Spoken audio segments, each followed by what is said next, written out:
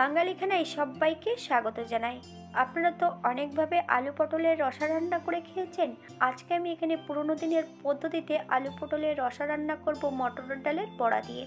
আপনিও খুব সহজে শিখে নিতে পারবেন ছোট ছোট টিপস সহ। সম্পূর্ণ নিরামিষ। আপনারা যে কোনো নিরামিষের দিন আলু পটলের এই তরকারিটা করে খেতেই পারেন। এতটাই সুস্বাদু, আপনি একবার রান্না করলে বারবার রান্না করবেন। তবে আমার বাড়িতে কিভাবে আলু পটলের রসা তৈরি করা হলো মটরের ডালের বড়া দিয়ে, চলুন সেটা একবার দেখে নেওয়া যাক ভিডিওর মাধ্যমে। বাঙালি রান্না ঘরোয়া উপকরণ দিয়ে। আপনাদের যদি রান্নাগুলো পছন্দ হয় তাহলে চ্যানেলটি সাবস্ক্রাইব করে দিয়ে পাশে থাকবেন।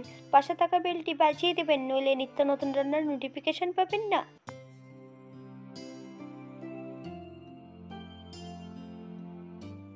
আগের থেকে আমি আলু পটলটা কেটে রেখেছি, একটু ছোট ছোট টুকরো করে কেটে নিয়েছি।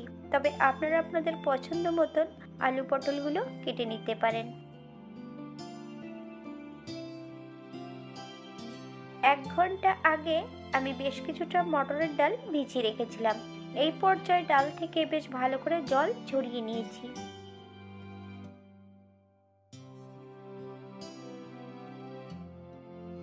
দু টুকরো আদা, হাফ চামচ লবণ, 4-5টা কাঁচা লঙ্কা দিয়ে একটা মিহি পেস্ট বানিয়ে নিতে হবে। আপনারা শিলেও বেটে নিতে পারেন।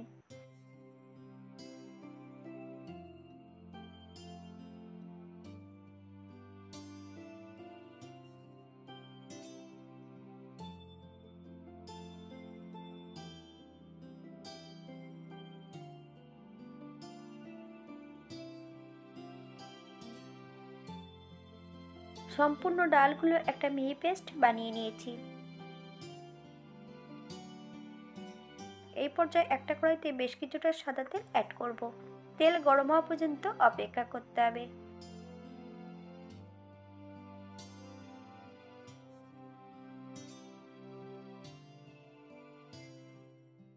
ছোট ছোট বড়া করে এগুলোকে ভেজে নিতে হবে। আপনারা আপনাদের পছন্দ মতন বড়াগুলো করে নিতে পারেন। তবে এতটা বড়া একবারে হবে না, আমি এখানে দুবার তৈরি করে নেব।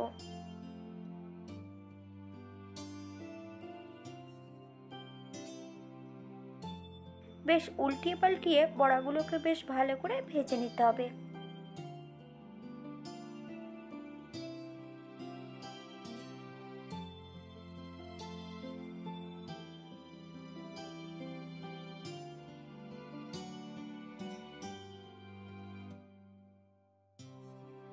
এই পর্যায়ে সম্পূর্ণ বড়াগুলো আমি ভেজে নিয়েছি, তেল থেকে তুলে নেব। আপনারা এর থেকে কম বেশি বড়াগুলো ভেজে নিতে পারেন। আপনারা একবার স্ক্রিনের দিকে ফলো করবেন।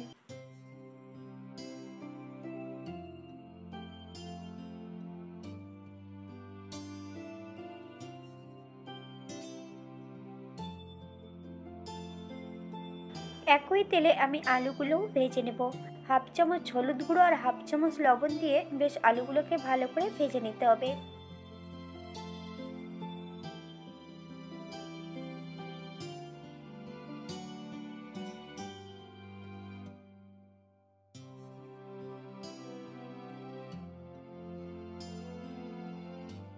আলু ভাজার মাঝপথে সম্পূর্ণ পটলগুলো অ্যাড করে দেব। আলু পটল একত্রে বেশ ভালো করে ভেজে নেব।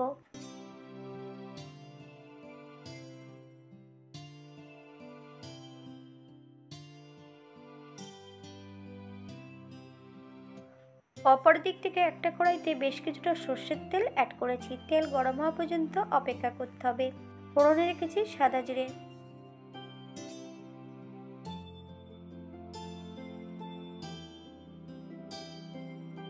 আগের থেকে বেশ কিছুটা মশলা বেটে রেখেছি। আদা, জিরে, ধনে, 2টো শুকনো লঙ্কা একত্রে বেশ মিহি করে বেটে রেখেছি। এই পর্যায়ে অ্যাড করব হাফ চামচ কাশ্মীর লঙ্কার গুঁড়ো, হাফ চামচ হলুদ গুঁড়ো, 2 চামচ কাঁচা সর্ষের তেল। মশলাটা বেশ ভালো করে মিশিয়ে নিতে হবে। আপনারা গুঁড়ো মশলা দিয়েও এটা রান্না করতে পারেন। আমি কিন্তু সম্পূর্ণ বাটা মশলা দিয়ে রান্না করব।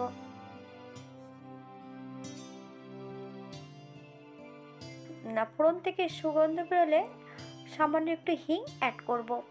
হিং থেকে সুগন্ধ বেরোলে একটা মিডিয়াম সাইজের টমেটোর অর্ধেকটা টমেটো ছোট ছোট করে কেটে অ্যাড করেছি। সামান্য একটু নুন দিয়ে বেশ ভালো করে ভেজে নিতে হবে। অথবা টমেটোর থেকে যতক্ষণ কাঁচা গন্ধ বেরোবে ততক্ষণ বেশ ভালো করে টমেটোটা ভেজে নিতে হবে। এই পর্যায়ে অ্যাড করব সম্পূর্ণ বেটে রাখা মশলাটা। 3 থেকে 4 মিনিটের মতন মশলাটা বেশ ভালো করে ভেজে নিতে হবে মিডিয়াম আঁচে।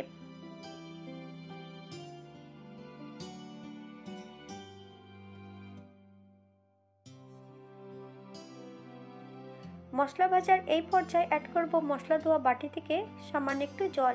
মশলাটা 3 থেকে 4 মিনিটের মতন বেশ মিডিয়াম আঁচে ভালো করে কষিয়ে নিতে হবে, অথবা মশলা থেকে যতক্ষণ তেল না ছাড়ছে ততক্ষণ বেশ মশলাটা ভালো করে কষিয়ে নিতে হবে।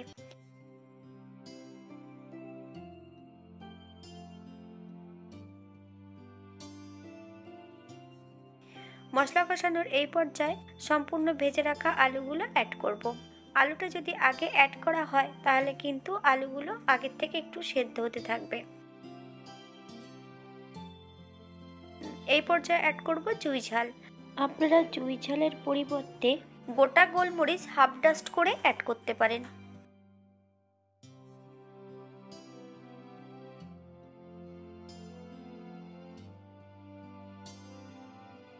এই পর্যায়ে অ্যাড করব বেশ কিছুটা গোটা কাঁচা লঙ্কা।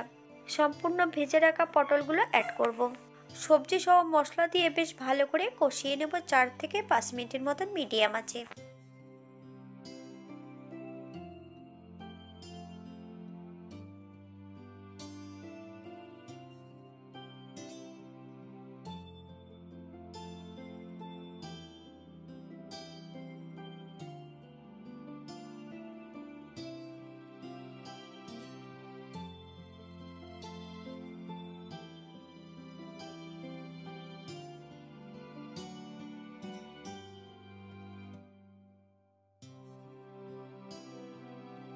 সবজি কষানোর এই পর্যায়ে 2 কাপ গরম জল অ্যাড করব। আপনাদের যতটা গ্রেভির প্রয়োজন আপনারা ততটা জল অ্যাড করতে পারেন।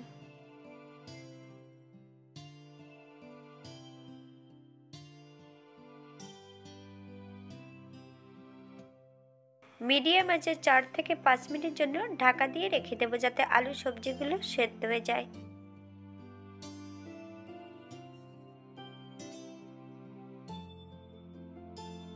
পাঁচ মিনিট পর এই পর্যায়ে অ্যাড করব হাফ চামচ লবণ, 1 চামচ চিনি। আপনার স্বাদ অনুসারে নুন চিনিটা অ্যাড করবেন।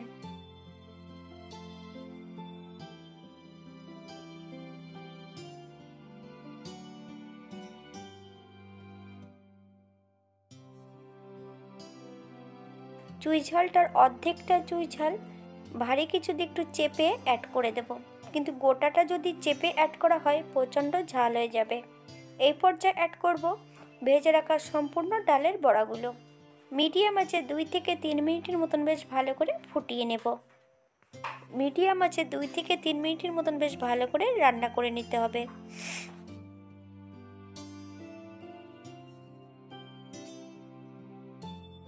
তিন মিনিট পর এই পর্যায়ে অ্যাড করব 1 চামচ গরম মশলা বাটা। আপনারা গুঁড়োটাও অ্যাড করতে পারেন। হালকা হাতে নেড়ে চেড়ে 2 থেকে 3 মিনিটের মতন বেশ ভালো করে রান্না করে নিতে হবে যাতে গরম মশলার কাঁচা গন্ধটা না থাকে।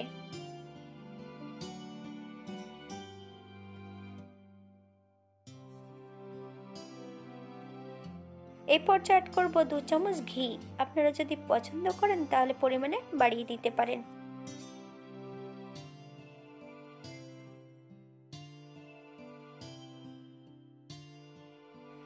গ্যাসের ফ্লেমটা অফ করে দিয়ে 5 মিনিটের জন্য স্ট্যান্ডিং টাইম দেব।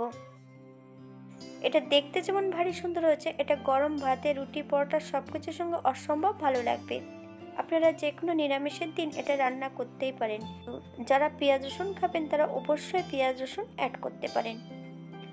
আমি এখানে আজকে মটরের ডাল দিয়ে করেছিলাম, আপনারা মসুরির ডাল অথবা ছোলার ডাল দিয়েও এটা রান্না করতে পারেন। যদি আপনারা কাজু বাটা বা টক দই পছন্দ করেন তাহলে অ্যাড করতে পারেন। আজকের ভিডিওটি এই পর্যন্ত। সবাই সুস্থ থাকবেন, ভালো থাকবেন। অন্যদিন নতুন রেসিপি নিয়ে আপনাদের সামনে আবার আমি হাজির হব।